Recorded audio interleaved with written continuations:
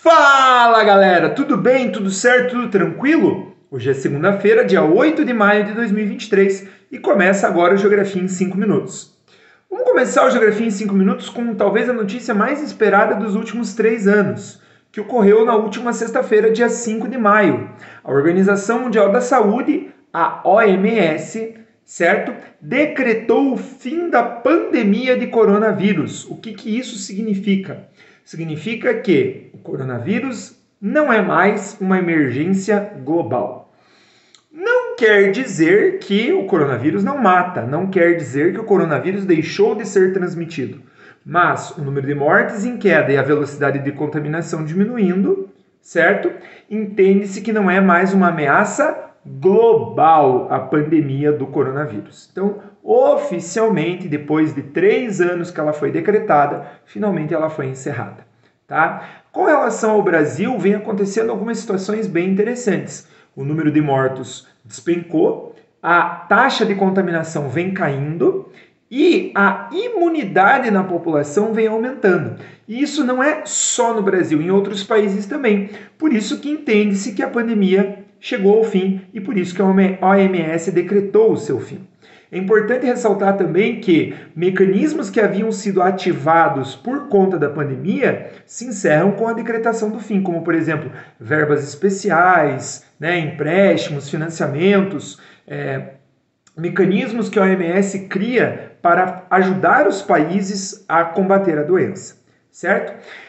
No Brasil, vários estados já estão vacinando com a vacina bivalente. Afinal de contas, tivemos várias variáveis, as mais famosas, a Delta e a Omicron, e aí as primeiras vacinas não tinham o combate eficiente a essas variantes, e agora com a vacina bivalente a gente consegue combater essas variáveis. No último dia 6 de maio, nós tivemos a coroação do rei Charles III, certo? Em meio a uma série de protestos anti-monarquia, certo? A monarquia não é uma unanimidade no Reino Unido e nem o rei Charles é uma unanimidade no Reino Unido. E aí os republicanos do Reino Unido entendem que seria interessante, seria um momento para combater a monarquia, visto que a popularidade do rei Charles não é tão alta quanto a da sua mãe, por exemplo, ou do seu filho, William. Mas pouco irá mudar. A gente sabe que para fazer uma mudança tão grande quanto essa não é algo tão simples. A coroação contou com a presença de mais de 100 chefes de Estado, inclusive o presidente Lula esteve lá presente. Uma ausência que chamou a atenção é do presidente dos Estados Unidos, Joe Biden.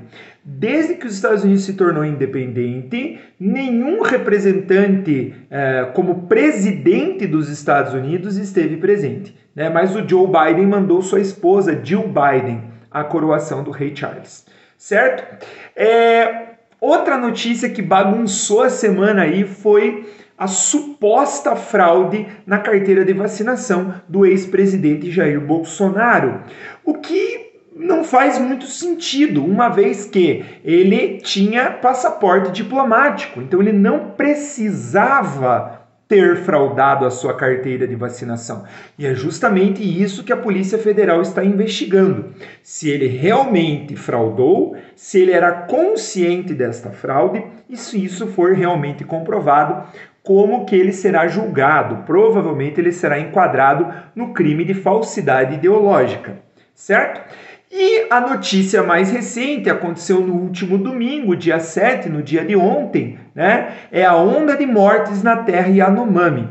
Esse problema que vem se arrastando desde o início do ano, desde que o governo federal iniciou uma campanha para retirar os garimpeiros, parece não ter fim.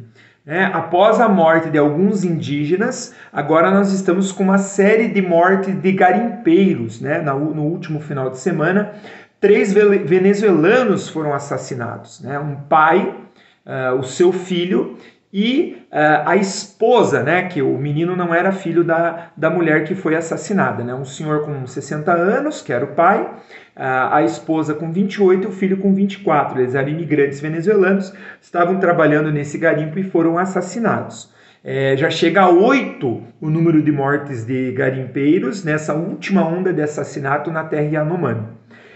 Essa história vai longe, pessoal. Tá? A gente, infelizmente, ainda vai falar disso nas próximas semanas. Duas novidades bem importantes para a gente encerrar o nosso Geografia em 5 minutos, que não são notícias, mas que dizem respeito ao AprovaGel. O primeiro, ontem, no sábado, a gente lançou o nosso novo quadro, o Geo Explica. O Geo Explica é uma iniciativa que eu já fazia algum tempo que eu queria criar, que é um quadro um pouquinho diferente do Geo Resolve, que é o nosso esquema de resolução de questões, e do Geografia em 5 minutos, que é voltado para notícias. O Geo Explica, a ideia, o conceito dele é explicar algo que de repente vem na tua cabeça. Por exemplo, no sábado, assistindo a Coração do Rei Charles, você ficou se perguntando em algum momento, Reino Unido, é Inglaterra, é a mesma coisa, o que é?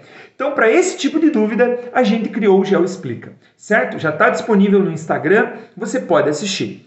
A segunda novidade, pessoal, é que no dia 4 de junho de 2023, nós teremos o vestibular da UTF-PR.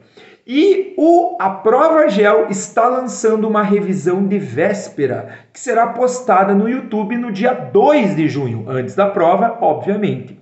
E conta não só com geografia, mas com uma série de outros professores, que nós vamos divulgar ao longo dessa semana. Essa revisão será gratuita, disponibilizada exclusivamente no YouTube a partir do dia 2 de junho. Valeu, pessoal? Por hoje era isso. Passou um pouquinho do tempo por conta dos nossos anúncios, mas são anúncios que vão ajudar você a alcançar o seu objetivo da aprovação no vestibular. Valeu, galera. Uma excelente semana de estudos. Até o próximo Geografia em 5 minutos.